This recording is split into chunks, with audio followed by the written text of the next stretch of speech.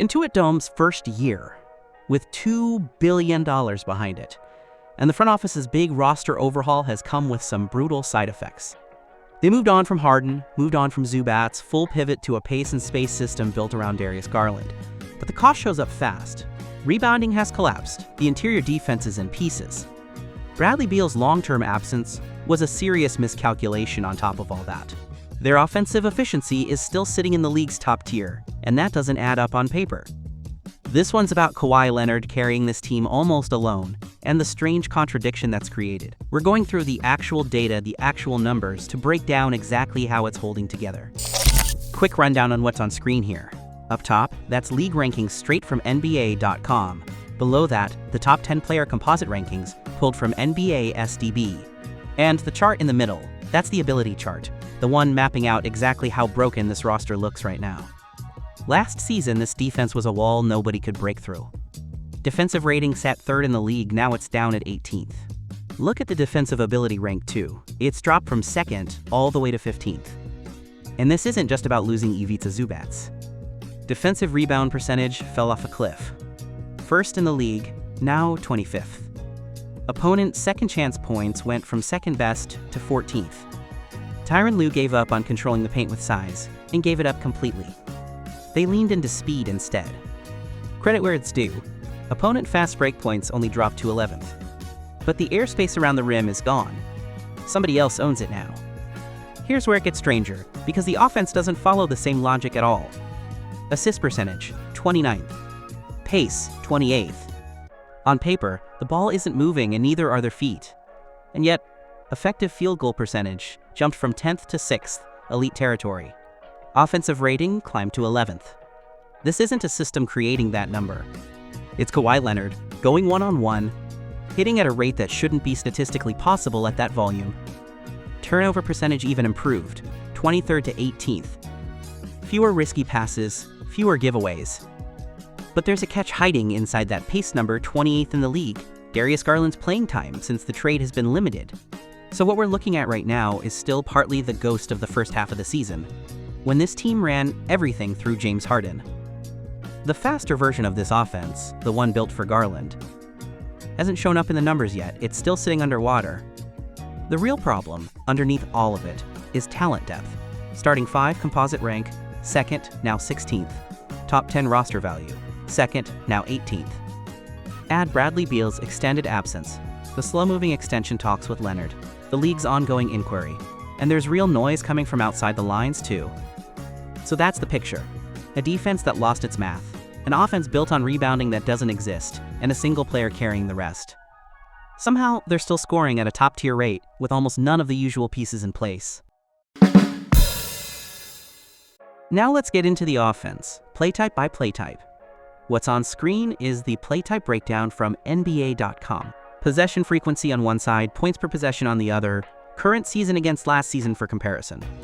And this is where the picture gets genuinely strange. Start with the perimeter, because that's where the biggest disconnect shows up. Their three-point shooting ability ranks 11th in the league. That's real. That's good. The combined volume and percentage number on threes improved too, 25th up to 21st. Good shooters getting better from outside. So look at this next part. Handoff frequency, 26th. Off-screen frequency, 29th. Spot-up frequency, 28th. Every single play type designed to get a shooter open, buried near the bottom of the league. They've got the shooters. They're just not running anything to get them shots. This goes back to years of building around James Harden in isolation, never building real actions where guys move and the ball moves together to create something. And here's the part that makes it sting. Off-screen efficiency ranks 6th, spot-up efficiency ranks 4th. When they do run it, it works at an elite level. They've got a weapon sitting right there, completely unused. That same disconnect shows up inside too, and it's just as ugly. Pick-and-roll ball handler efficiency ranks 3rd in the league, even at an 18th ranked frequency. But the roll man frequency jumped to 8th, and efficiency collapsed to 29th, almost dead last.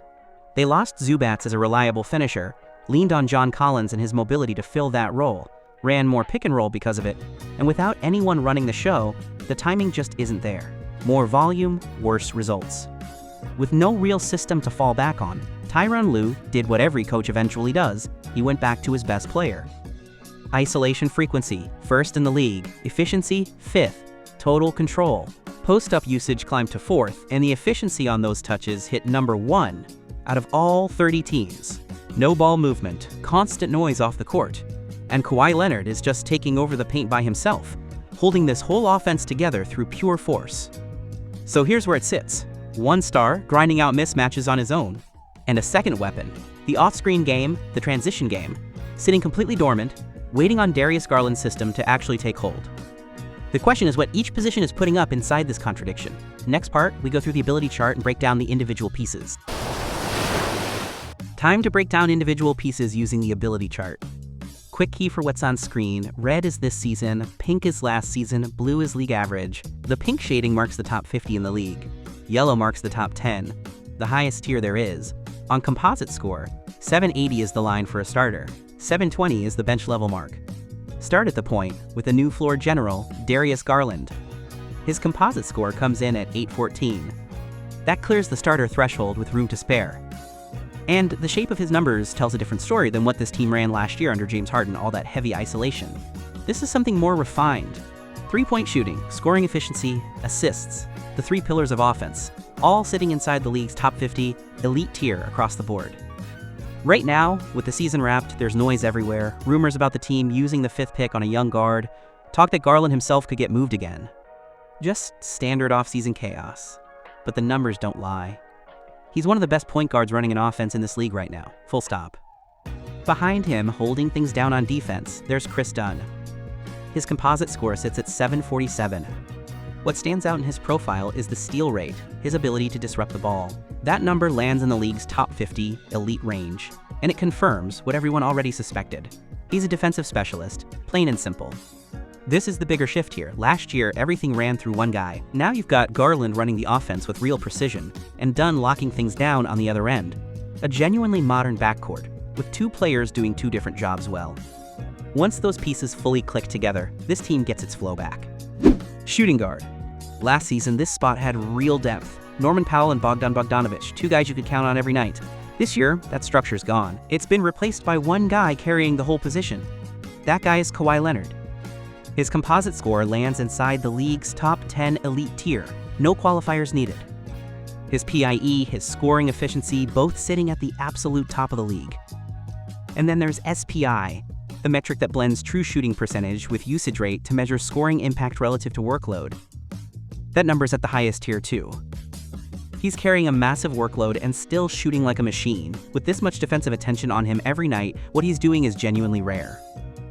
Off the court right now, he's dealing with everything at once. Slow-moving extension talks, a league inquiry hanging over him, trade rumors that keep resurfacing. He's the center of every off-season storyline.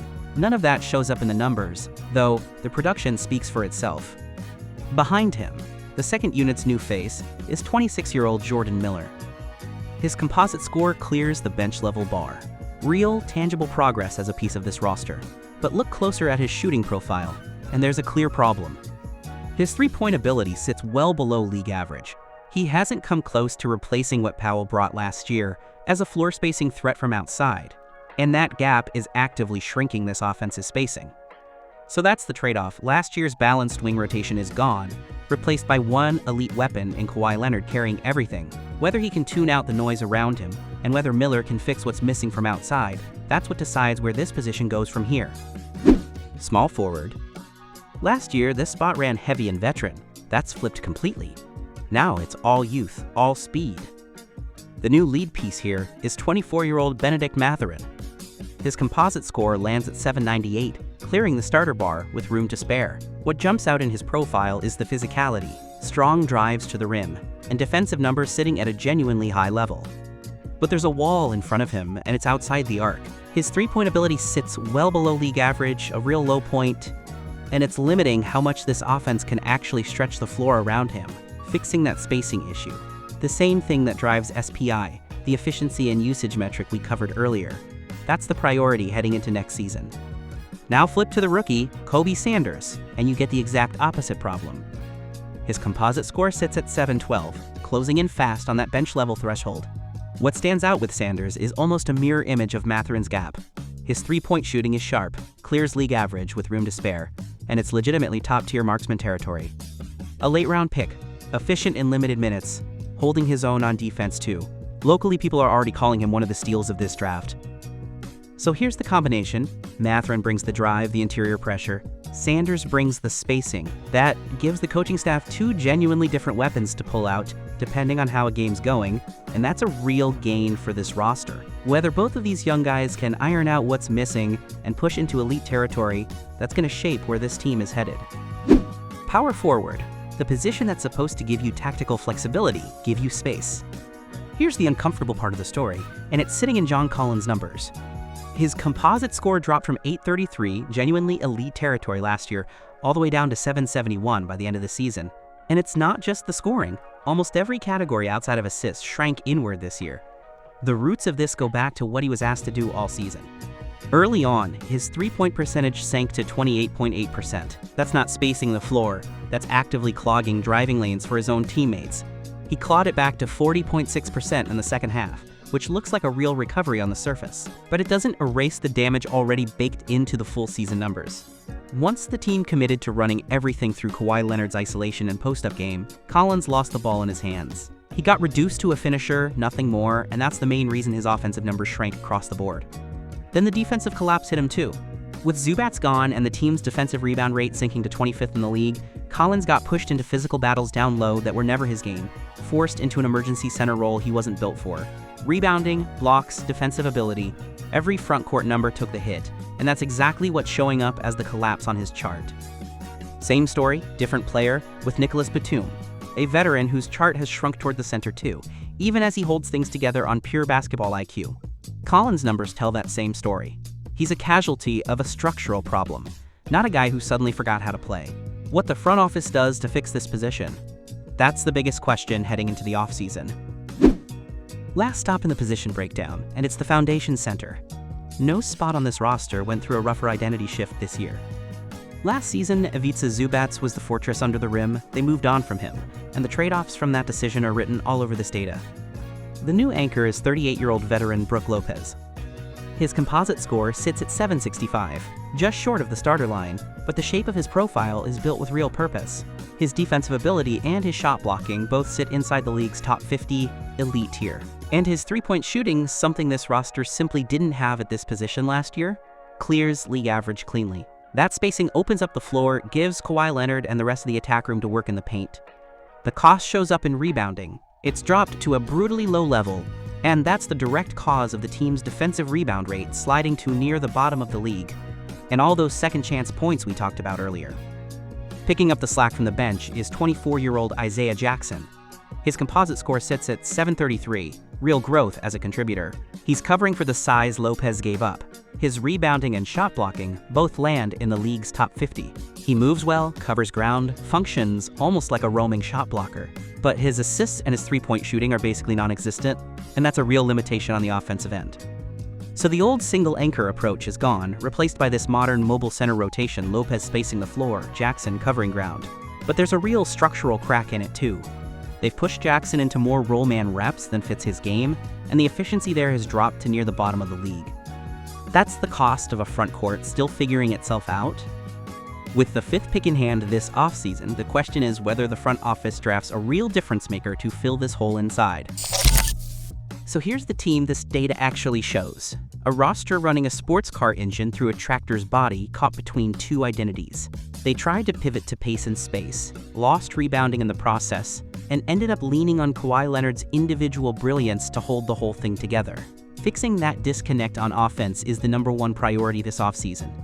And the path forward is genuinely complicated. John Collins' contract, roughly $26 million, comes off the books this summer. He never fit the system they built around him, and there's no real path back, not with Bennedict Mathurin's extension looming, set to absorb whatever cap room opens up. But look at what's left up front once Collins is gone, and it's a little unsettling. Next season, Nicolas Batum turns 38, Brook Lopez turns 39. Handing 82 games of front court minutes to two guys at that age is basically inviting a collapse before the season even starts. So how do you fill that hole? The key piece here is Bogdan Bogdanovic's roughly $16 million team option, a player who never quite fit this system paired with Derrick Jones Jr. Combine those salaries, around $26 million for, and add the 5th overall pick they picked up through the Pacers trade. This draft has a clear top 4 elite tier talent, and then a real drop-off after that. For a team that wants to win now, developing a project like Arizona's Braden Burries makes far less sense than using that pick as trade currency. Right now, the cleanest target on the board is Detroit's Isaiah Stewart, a mobile big who can shoot it, exactly the kind of floor-stretching profile this team committed to when they moved off Zubac in the first place. Detroit wants outside shooting. A package built around wing depth plus that 5th pick is realistic enough to get them to the table. That's the full breakdown on the Los Angeles Clippers. So tell us, how do you fix a front court where your 2 bigs are turning 38 and 39 next year? What should they do with that 5th pick once the top 4 are off the board? And does the Isaiah Stewart idea actually hold up? Drop your take in the comments. That's it for this one. If you got something out of it, a like and a subscribe goes a long way. Catch you next time.